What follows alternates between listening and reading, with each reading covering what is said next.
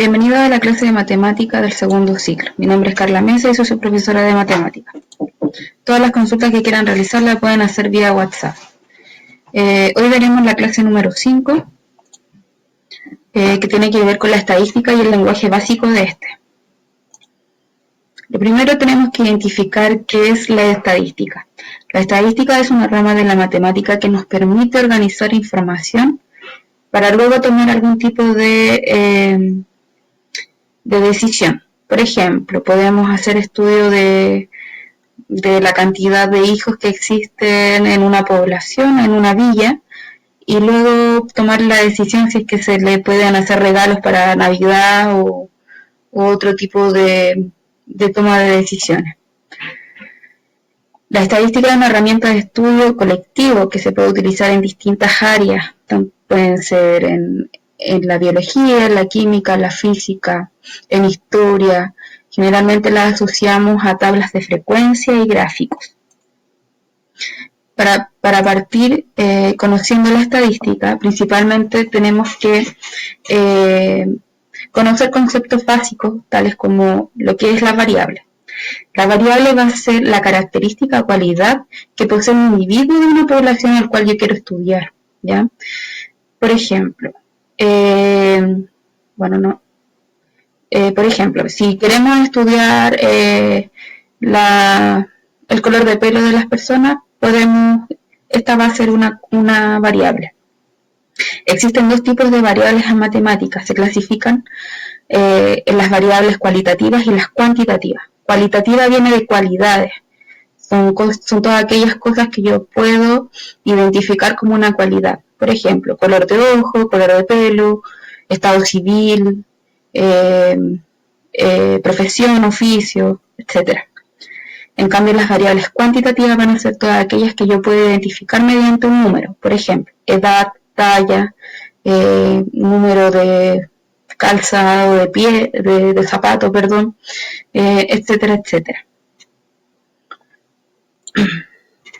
Otros conceptos básicos que nosotros debemos manejar en la estadística es la población y muestra. La población es el conjunto de individuos donde yo voy a hacer un experimento de donde voy a recabar los datos, ¿ya? Por ejemplo, cuando nosotros nos vamos a hacer exámenes médicos, nos piden analizar nuestra sangre, por lo tanto la población de nuestro que van a estudiar va a ser la sangre. Pero también tenemos otro tipo de concepto que se llama muestra. La muestra va a ser un subconjunto de esta población. O sea, por ejemplo, si volvemos en unos casos de los exámenes de sangre, a nosotros no nos sacan toda la sangre para poder estudiarla, sino que nos sacan una pequeña muestra. Y esta pequeña muestra va a ser representativa de toda la sangre que nosotros tenemos en el cuerpo. Uno de los principales experimentos que analizan el total de la población son los censos. Los censos le preguntan al total de la población y desde ahí sacan información. Es por ello de que los censos deberían tener la información más exacta. Aquí tenemos otro tipo de clasificación. Dentro de las cuantitativas vamos a tener dos tipos. Las variables discretas y las continuas. Las discretas son todas aquellas que yo puedo contar con números enteros. 1, 2, 3, 4. Por ejemplo, número de hijos, número de auto, porque esto yo no los puedo contar como 1 y medio, 2 y medio. Yo no puedo tener 3 hijos y medio. O sea, tengo 3 o tengo 4. Las variables continuas son todas aquellas que yo puedo contar, pero con números decimales. Por ejemplo, la estatura, yo mido 1,61. El peso van a ser 78,9 gramos, kilogramos, perdón. También tenemos las variables cualitativas que van a ser nominales y ordinales. Las nominales se refiere a todas aquellas que no puedan tener algún orden. Por ejemplo, el color de pelo.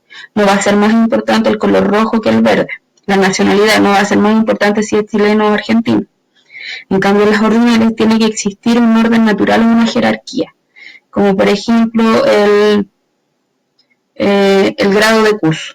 Llegó primero medio, segundo medio, tercero medio. Ahí lo podemos clasificar porque existe un orden. La distribución de frecuencia. La distribución de frecuencia son formas ordenadas de organizar y almacenar información de muestras, que permite clasificar las observaciones y cuantificarlas. Ocupa la parte central y más importante de la tabla estadística, en que se distingue el título y una fuente.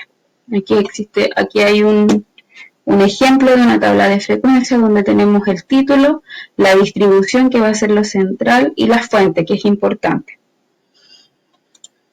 También vamos a tener medidas de dispersión. Por ejemplo, la moda va a ser el valor que más se repite. Por ejemplo, si nosotros hacemos un experimento dentro de una cuadra y preguntamos la edad a cada persona que vive ahí, podemos ver que la edad que más se repite son 28 años. Entonces la moda va a ser tener 28 años, es lo que más se repite. La mediana va a ser la medida de dispersión donde nosotros ordenamos de menor a mayor, o de mayor a menor, da lo mismo, y el número central va a ser esta mediana. El promedio, al igual como sacamos los promedios en las notas, va a ser, tenemos que utilizar la misma técnica. Sumamos todas, por ejemplo, si queremos calcular el promedio de notas, sumamos todas las notas y luego la dividimos por la cantidad, y luego nos va a arrojar el promedio. Los invito a resolver la guía número 9, que está adherida al material de estudio. Y eso sería todo por hoy. Que tengan un buen día y cualquier consulta o duda la pueden hacer llegar vía WhatsApp. No hay ningún problema. Que tengan un buen día.